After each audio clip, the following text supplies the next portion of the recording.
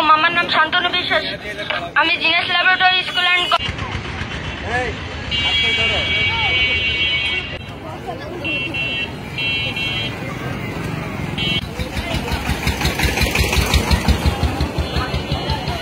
আমরা ভিতরে বলাবো, ভিতরে রেকর্ড হবে, ভিতরে রেকর্ড।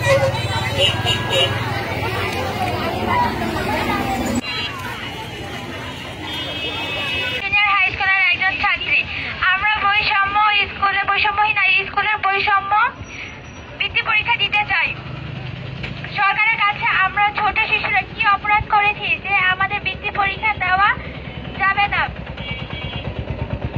আমাদের মৌলিক অধিকার থেকে বঞ্চিত করার অধিকার কারো নেই। আমরা বৃত্তি পরীক্ষা দেব ইনশাআল্লাহ।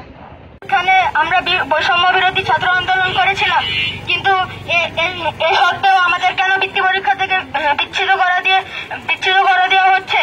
আমরা বৃত্তি পরীক্ষা দিতে চাই, আমরা বৈষম্য চাই না। আজকে আমাদের দাবি হচ্ছে আমরা বৃত্তি পরীক্ষা চাই, এটাই আমাদের দাবি। আসসালামু আলাইকুম, আমি সনদ, আমি সবুজ ইংলিশ ভাষা স্কুলে পড়ি। আজকে আমি রাস্তায় নেমেছি, আমাদের সরকারের বৃত্তি পরীক্ষা দিতে দেবে না।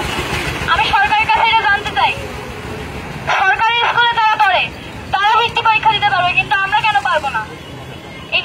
এইখানে তো বৈষম্য কেন? আমরা স্বাধীন বাংলাদেশে থাকি, আমরা বৈষম্য চাই না।